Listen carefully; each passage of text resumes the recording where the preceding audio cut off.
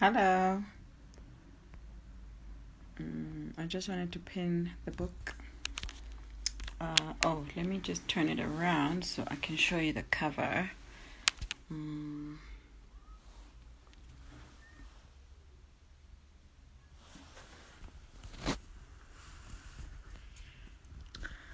Hello.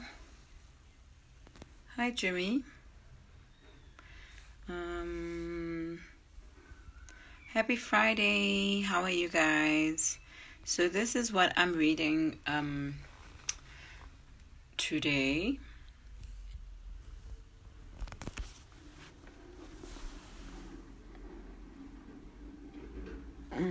That's the cover. That's the author.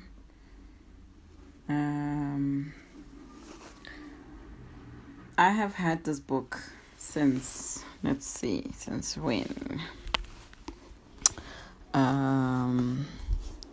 Hi, Amkela. I don't even remember. It doesn't even have a date when I got it. He's actually written 2 books, The Raft and The Inside Out Man. This was 2017, and it's published by Umuzi. This is The Inside Out Man by Fred Strydom. That's how he looks like. Hi, Simule. Hello. I see there's other people who just came in now. That's the cover. I went to the book launch and in true book hoarder style, I didn't read the book. I was curious, actually. I just wanted to see, I think there was something else that was happening at Love Books, and I went to Love Books, and there was this launch, so I just stuck around. But yes, that is the book that I'm reading today.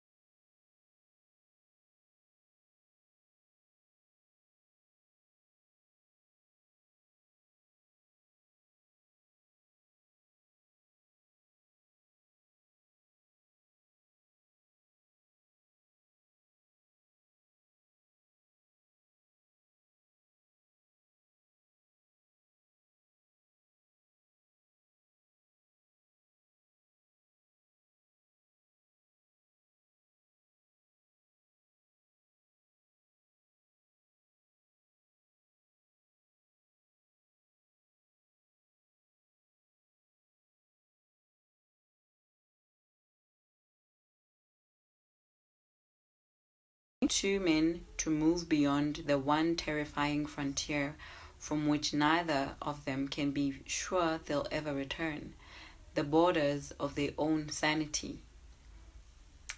Fred Strydom's novel The Inside Out Man is a jazzy and surreal mind-bender of a book. So, hi, Ms. Weiner. I liked the cover as well. I loved the door. And apparently, I think... Okay. Let me just see. I'll see on Goodreads if there is a better description of, or maybe a more detailed synopsis of this.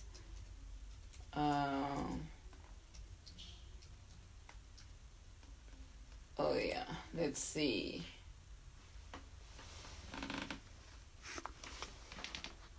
I like the cover, Yamkela. I like the back as well. How simple it is, and it has like, I don't know if it's.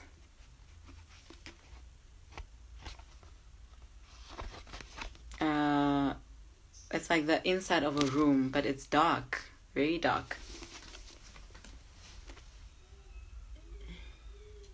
Okay, so it is the same. It is the same, and yeah, there's 5 stars on Goodreads. But yes, let me read a bit about the author. Fred Strydom is the author of the novel The Raft. He studied film and media at the University of Cape Town and has also published a number of short stories. He currently works as a creative strategist and scriptwriter in Johannesburg, where he lives with his wife, son, 2 dogs, a cat, and 2 horses. Okay, so this is the Inside Out Man. There is a quote, well, 2 quotes. People know what they want because they know what other people want. That is by Theodore Adorno, and the piano ain't got no wrong notes. So it's a jazzy, yeah. Hi Jane. Hi Zippo. So the book starts with 1 year later as a start. So I feel like it starts with the end, but let's hear. 1 year later. There is a nightclub on the corner of Bree and Orphan that sits between a pretentious restaurant and a musky old bookstore. I feel like that is the book lounge, because the book lounge in Cape Town is on Bree Street, if I'm not mistaken. The fine dining restaurant does its best to make you forget where you are. It'll have you believe you're in a centuries-old landmark in France, which may in fact have existed. It's always full of people more than happy to bolster the lie, all there to pretend for an evening they don't have to go home to lazy sex and laundry baskets in their charmless homes. The bookstore, on the other hand, is stacked from floor to ceiling with a shabby assortment of abundant works. It is an orphanage for bastards, the issue of dead authors' love affairs. Nobody goes in and nobody comes out, and I'm probably not the first to wonder how the shop covers its rent. Between these 2 establishments, there is a building with a red door. A gold-plated plaque is etched with the club's name, 10 to 12. Enter the red door and you will climb a steep flight of rough wooden stairs. On the second floor landing, an enormous woman sits on a stool. After handing her the entrance fee, she pulls your change from a vintage cookie tin. On its lid is a grinning 50s housewife on a dinky blue motorcycle with the slogan, "The nicest people ride a Honda." Fat fingers rummage in the tin and then touch your own as she passes your change. You can smell onions on her.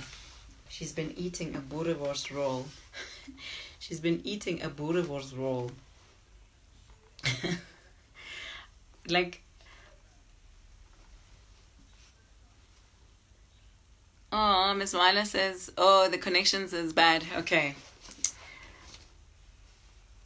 Fat fingers rummage in the tin and then touch your own as she passes your change. You can smell onions on her. She's been eating a boerewors roll from the greasy vendor up the street. But that's only if you go to the club. I just get a nod from the onion woman and walk straight in. It's dark and warm inside. Not the good kind of warmth, mind you. The kind that hugs you in your bed in winter, but the warmth of sweaty bodies and backroom generators and things decaying in drains. the Jane, are you laughing at the fat woman? Like, I don't know why can't people just not talk about, like, I don't know. The place is full of people, but I can't see their faces. I walk between sets of floating teeth and make my way to the bar. The barman, he knows me, but he isn't friendly. He'd almost certainly ignore me if he saw me on the street, but he knows what I think, what I like to drink. Whiskey and ginger ale on ice, and he pours one as soon as I arrive. I turn and suss out their silhouettes, is it silhouettes? Silhouettes in front of me. The tips of cigarettes. Hi, Tumelo. The Inside Man, the Inside Out Man by Fred Strydom. I turn and suss out the silhouettes in front of me. The tips of cigarettes flare orange and smoke curls upwards to the ceiling. This crowd looks no different from a crowd on any other night, and I know the lighting, or lack thereof, is arranged to accomplish precisely this: to keep the vibe of the venue consistent night after night after night. More than most, I've seen clubs come and go, and I tell you, that's the key to longevity: predictability. People will tell you they want spontaneity and innovation, but they're only kidding themselves.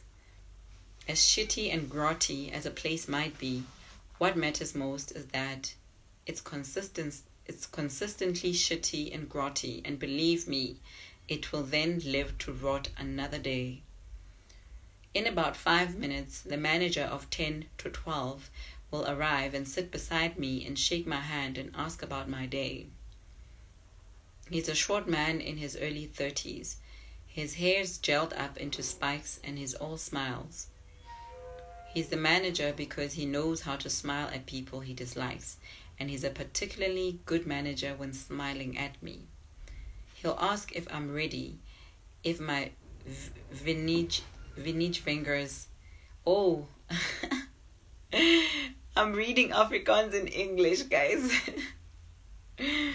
He'll ask if I'm ready, if my vinnige fingers are feeling up to another good show, and I'll nod and sip my drink and joke that I got a manicure just for tonight, and he'll grab my shoulder and laugh.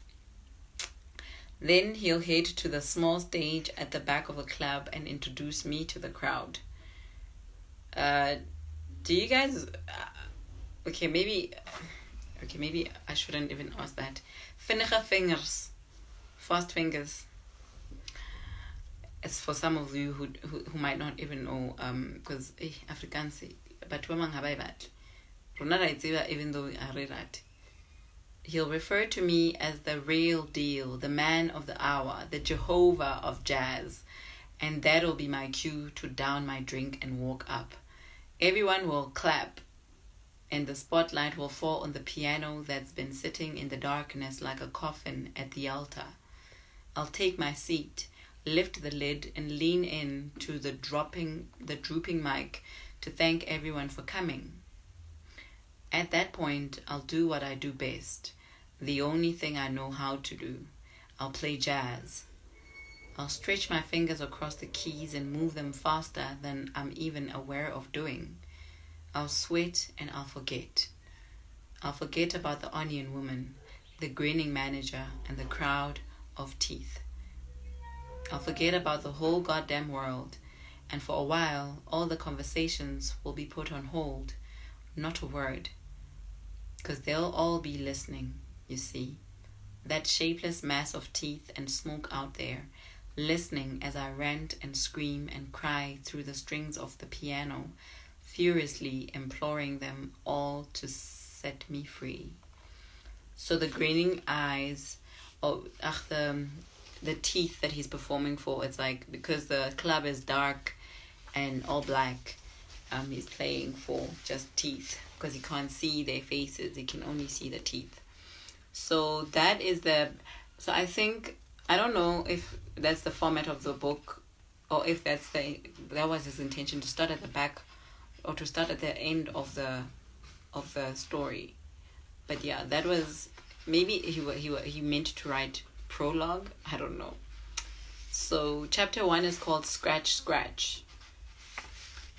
First things first, my name is not Bentley Crowd. It's been so long since anyone's called me by my full name that I imagine it belonging to some smiling stranger at some dull party. Sometimes tanned and healthy and successful, whites of the eyes admitting to few or no vices, straight rows of pristine teeth that have taken no punches. Someone who looks like me, has my face, shares my birthday, but who's taken every road I didn't, said a no to each of my yeses and a yes to each of my no's. That would be your Bentley Crowd, and that would not be me. No, the I in the story I'm about to tell you is simply known as bent. Bent, the mishapen state. 2. I lived on the second floor of a rundown building on Lower Main Observatory. The ground floor offered nothing but a succession of undernourished businesses on a street that fared no better. There was a poorly stocked hardware store that opened and closed erratically, obliging itself to no one. Beside the hardware store stood a Korean mart that sold ramen noodles, big plastic bags of tiny dried fish, cheap feather dusters that molted at first stroke, small remote-controlled cars, and ceramic ashtrays shaped like the Venus de Milo or the Arc de Triomphe. There was also a barber shop that, in the 4 years I'd been living there, hadn't fixed its broken front window, opting instead for planks from a wooden crate. It was run by a Nigerian who more than likely facilitated a far more lucrative back alley business after dark. These 3 stores held up 2 floors of single-room apartments. Mine sat second from the end of a narrow corridor with a nappy green carpet. The ceiling globes were filled with dead moths. I knew little about the occupants of the other rooms of the floor. Their doors were always shut, and the only sounds were the gabbling of televisions and the flushing of toilets. Every now and again there were the roars and shrieks and thuds of an argument, but nobody dared intervene or call the police. The doors stayed shut and the televisions got turned up until the guy yelling that his wife was a cheating fucking whore got his own canned laughter. I did, however, once go into my neighbor's apartment. He'd knocked on my door to ask if I could help fix his radio. An old man with a balding head and long grey strands that fell to his shoulders. He was fidgety and frustrated, barely acknowledging me even as he asked his favor. I soon realized that his problems were graver than chronic restlessness. His apartment was like a demented version of my own, the identical layout, except that everything was blackening and rotting, seemingly from the inside out. The windows were boarded up, and the kitchen bin was a Vesuvius of waste running all the way into the living room. The radio itself seemed to be working fine, and I turned the knob, switching from station to station to show him. He insisted it wasn't. He said he needed the numbers from the voice on the radio, and they just weren't coming anymore. He'd scrawled hundreds of these numbers on his walls, on his refrigerator, and even on the grubby brown upholstery of his couch. But he couldn't find the pattern if the numbers stopped coming. Without the numbers, there was nothing, he said. No meaning behind any of it. Without the numbers, there was only chaos and madness and fear. I searched the stations for the supposed numbers, going back and forth, but found nothing. I told him I didn't think that there were any numbers, that there was no voice, And at that point, he grabbed me by the collar and threw me out of his apartment, bawling his eyes out as he shut the door behind me. It was only much later that I learned he'd once been the head of applied mathematics at the university, a genius in the field of graph theory, an agoraphobic schizophrenic, but a genius nonetheless. He'd been dismissed after child pornography had been discovered on his office computer, and the wife had left soon after. His children had stopped calling, and he'd somehow ended up next door to me on the second floor of the crack Radisson, waiting for a pattern to emerge from the mess of things. But that was only one story, one among many of the people living on my floor. The rest of the stories remained behind those closed doors, like the stories in shelved books, revealing nothing but their dusty spines. Most of those stories I would never know, or probably want to know. There was one thing we had in common, though, and for that we may have been smarter than everyone else. We were all paying the lowest rent in town to house our shame.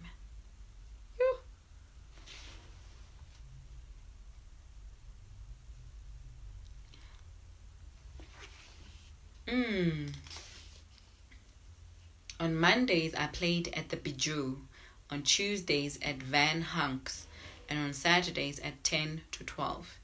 Each venue had its own piano, and each piano its own personality.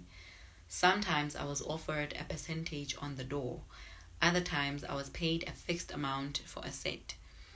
Neither method concerned me much, as long as I was allowed partial custody of my 3 idiosyncratic pianos. The Bijou had the stubborn keys, Van Hunk's the cleanest chords, and the piano at 10 to 12 was so light to the touch, so ready to release its sounds, I often felt it would play itself if it could. Sometimes crowds would trickle in, other times they were already there, packed tight in a murk of smoke and waiting. Truth is, once I began, it didn't really matter whether I was playing for the Sultan of Brunei or Shirley's hen doe. The audience became faceless, featureless observers, like ghosts in a haunted house. Once I'd finished playing, though it was not so much playing as it was urgently digging a tunnel out of a prison cell, I'd come around with clammy hands, a pounding heart, and the dizzy sense my atoms were being slowly reassembled. Afterwards, I'd be approached by members of the crowd. I had to shake their hands, answer their questions, and welcome their gratitude, and I casually accepted this as part of my profession.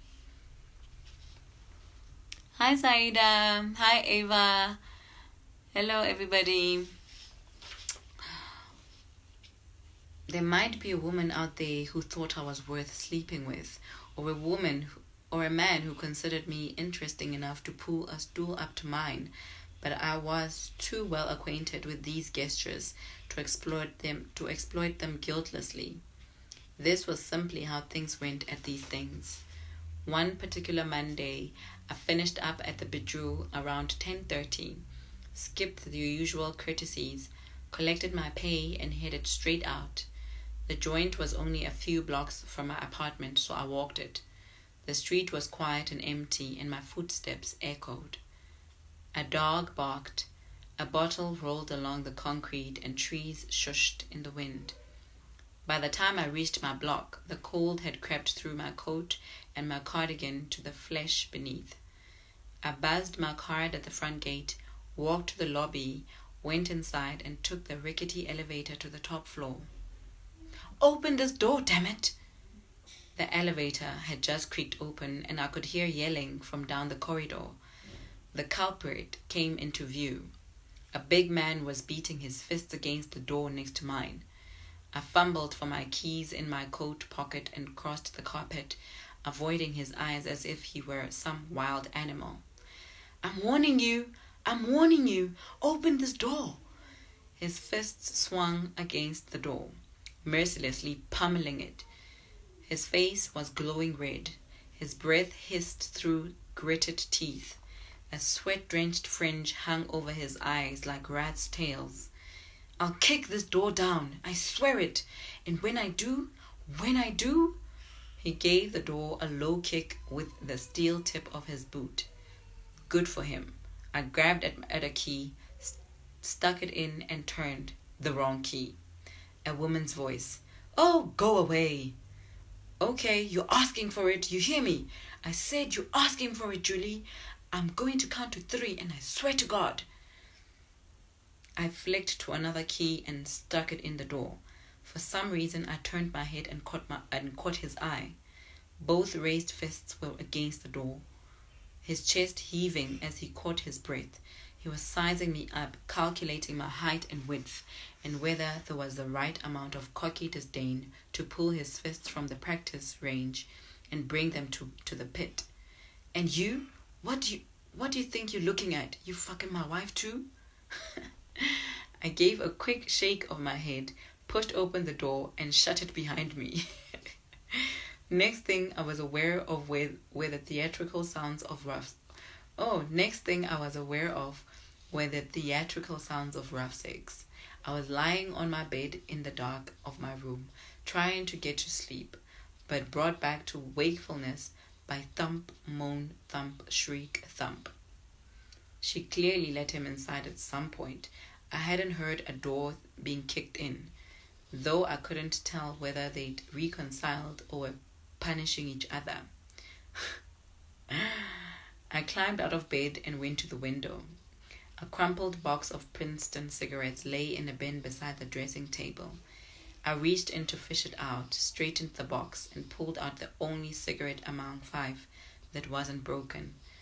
I shoved my window open, lit up, and breathed a grey cloud into the night. The lights of the city were yellow, like sickly stars beneath the moon, bright and full. I remembered reading about horses that dropped dead for no apparent reason during a full moon, and spent a moment wondering why that might happen. No possible explanation came, so I let go of the whole thing. For a moment, I even forgot about the couple next door bashing against my wall. There was nothing novel about this incursion, and it wouldn't last longer than another 2 or 3 minutes anyway. I flicked the last quarter of the cigarette out the window, and in the darkness I walked to the kitchen. I opened the fridge and tried to figure out what combination of condiments and leftovers could be used to make a quick meal, but nothing came to me. By the time I closed the fridge door, the sounds of sex had ended, and I went back to bed. That's when my phone rang. My phone did not ring often, and definitely not at the time of night. A wrong number, most likely. I answered. A man introduced himself. He said he was an uncle, one I hadn't seen or heard from in many years. Still, I wasn't sure he was who he claimed to be. At any point, I was expecting the imposter to request a deposit into his bank account. He told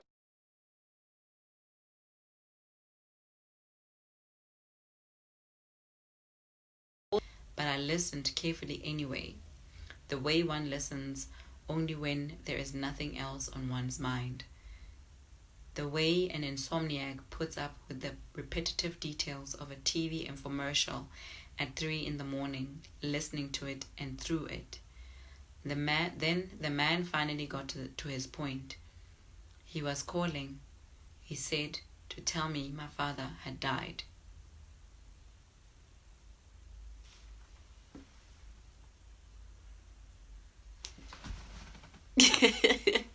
Jane. Okay, I'm going to read chapter 3 because I feel like chapter 4, I feel like one page will give a picture and sell the book. I don't know much about my father. He left me and my mother when I was too young even to remember my age at the time. In the instant I was told of his death, what little I recalled loomed as a big figure with big hands and the scent of aftershave. This was all I had of him. Though even though even these pathetic memories may have been of some other man, or a movie I'd watched, or a dream I'd had. When I was young, my mother did occasionally speak of this nebulous man whose existence would be proven only by the fact that I myself existed. Sometimes she'd say just a few words to keep my curiosity at bay. Your father cared more about himself than other people, that's all. Some people just do. Sure, that's sad. She made it sound as if she was talking about the difference between people who prefer rain over sunshine, Bovril over Marmite. What she meant was that after my father's shipbuilding career really took off, in the early years of their marriage, he decided settling down and being responsible for a wife and child wasn't quite what he'd wanted after all. He was an explorer, my mother said, and a neophiliac, preferring a new experience over a tried and tired one. She'd always known this, she'd go on to say. Even before they were married, it was part of the reason she fell in love with him, of course. But for her, marrying such an insatiably curious man would always mean a cold side of the bed to make use of on hot summer nights. My mother was a piano tutor, and we were forced to get by on what little she made. She's the one who taught me to play, and were it not for my admiration of the great American jazz men, her tutoring would have put me off for good. She'd sit beside me and poke a pen into my leg when I needed to play a sharp, and tap a book on my head to play a flat. She'd sigh, then grab my hands and move my fingers, insisting that every movement was either clumsy or wrong, some kind of musical abomination.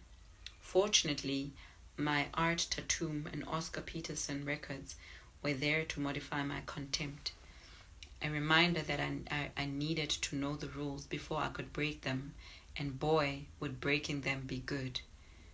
At the time, we were living on a small holding on the slope of the mountain.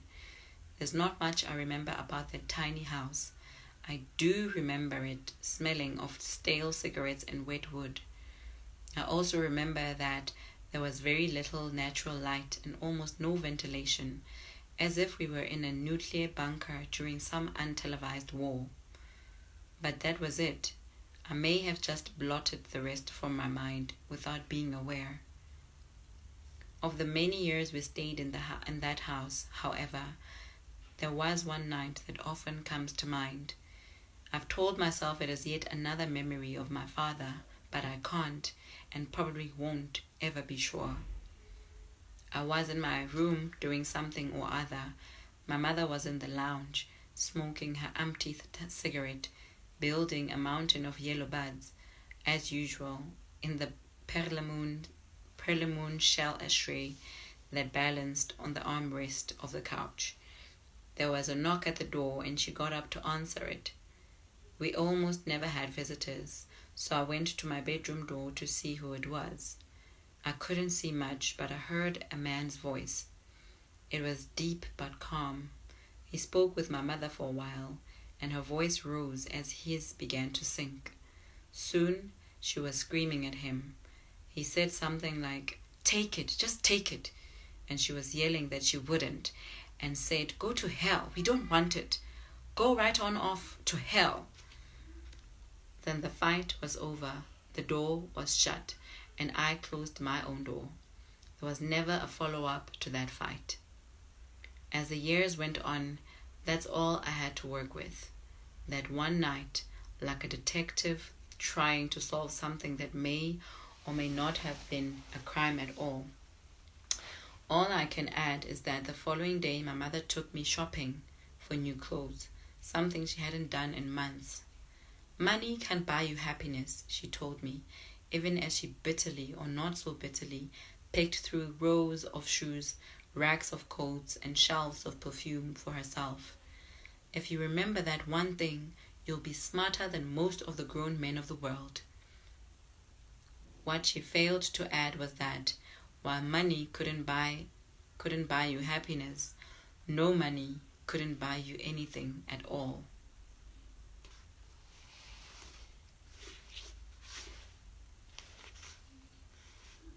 Things did not improve. We left the house and moved into an even smaller place, a flat in the industrial part of town. Our furniture was always layered in a thin film of black ash as smoke drifted through crevices from the crematorium next door. Not that our furniture stuck around for long. Eventually, even the piano was sold. It was around this time that my mother started drinking. So often I'd find her slouched on the living room couch, her cheeks shining with tears, a bottle of brandy in her dangling hand. By then I was playing well enough to give lessons myself, mostly to other kids from my school. I'd walk to their houses, give a lesson, and walk back after dark. The parents paid me modestly, but I'd have to hide my earnings in a sock at the top of my cupboard. More than once I'd caught my mother clawing at every nook and cranny for cigarette and booze money. She accused me of lying to her, of plotting to leave her, of being exactly like my father. This didn't so much alarm as intrigue me. I was so desperate for direction that I looked to myself to better know my father. How was I like him? Was it the way I spoke or walked or something else? But there was nothing to be deduced. Most of the time, she just blurted out her curses in a drunken stupor. She'd have pointed to a hat rack and compared it to my father.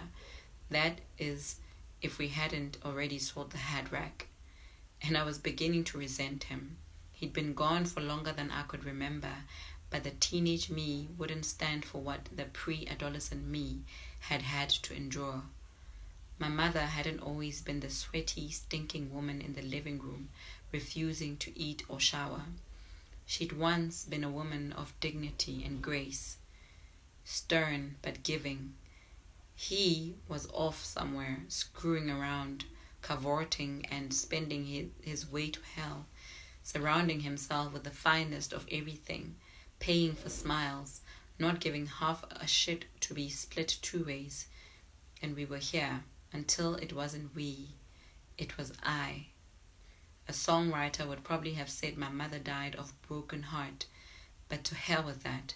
She died because she had more booze in her veins than blood. She died because she hadn't eaten a proper meal in days, and whatever she did have in her stomach had come back up her throat as thick, throttling bile. The morning I walked into her bedroom to find her sprawled on her sheets, naked and twisted and bloated, her face caked in vomit and her eyes rolled up like a broken slot machine, there wasn't a single blues song that came to mind. Not one romantic chord or lyric that could help make sense of the filth and the shame. And that was the one thing I'd always been able to count on. Sometimes, I guess, there's nothing but the horror. It's so sad.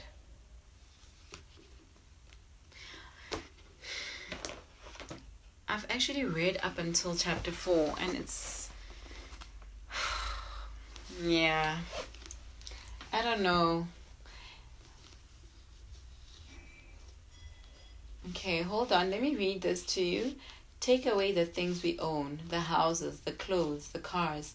Take away the people, all the jabbering and the dinner dates and the handshakes, the schmoozing. Take away the weekend retreats and the jet setting and the events and occasions and all the traditions on top of traditions. Take away the things we convince ourselves are important, our little responsibilities to each other, our mundane habits, our rituals, what to wear, what to eat, where to go next, to do next, on and on. Take away this entire swirling cyclone of existence, and then take away our ability to control any of it, and then ask yourself, what remains of us? Who are we without any of that? A captivating story by a masterful storyteller. mind-boggling, mind-bending. I dare you to try work this one out. Ugh. I'm still not feeling it even after that review. Yeah. But, like, there's two, if you are on Goodreads, the first two reviews that you see of this book is 5 stars. And let me read the second one. And these are from 2 years ago. To reiterate my comment on Fred's debut novel, what the fuck did I just read? I need to mull this one over a bit. But one thing is for sure, Fred Strydom is an excellent storyteller and an incredible novelist. The Inside Out Man had me reading a genre way out of my comfort zone and loving every minute of it. This book is riveting, confusing, compelling, and gripping all the way through. Read it and then maybe read it again.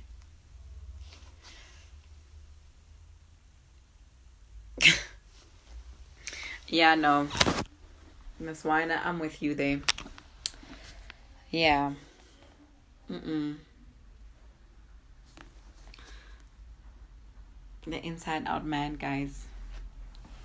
Hi, Puleng. Puleng, have you read this? Please just save us. And how are you? I miss you so much, Puleng. Anyway, I've just finished reading 4 chapters of The Inside Out Man. Yeah. Not even a cult, like a single cult, like a one-way cult. Yeah, maybe we need to read this book and let's sample it, guys. I don't know if you are on Amazon, go onto Amazon and download the sample and read the sample. And no, I think 4 chapters already, and I'm like, okay.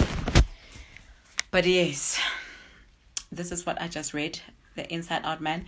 Puleng, I love the cover. I love the cover too. It's a lovely book. The cover.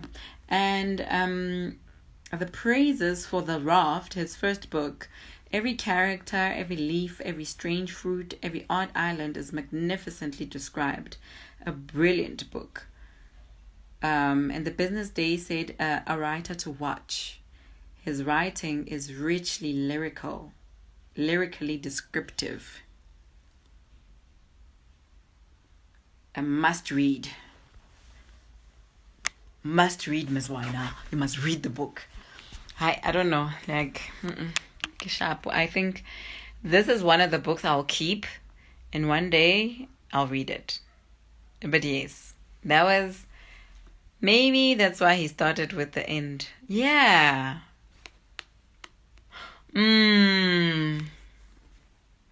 That he ends up.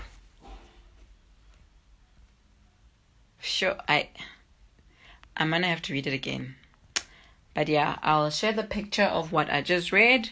If you've been missing this week's readings, yesterday or 2 days ago, I shared, like, you can check the stories on the highlights under book reading, live book readings. There's a highlight on my profile of all the books that I've been reading. And then after I read, I do a picture and then I share that so that I can remind you of what I've been reading. But yes, this is by Umuzi, an imprint of Penguin, Random House. Yeah. Jane, what do you think? I'm not, I don't know. But yes, I'll share it.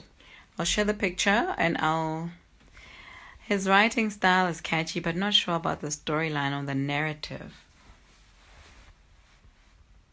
Maybe we need to read it some more. I think we still need to read it. Or you know what? I'll also read The Raft from next week. I want to try and read from samples. Hey, Dankie. Oh, ka Afrikaans.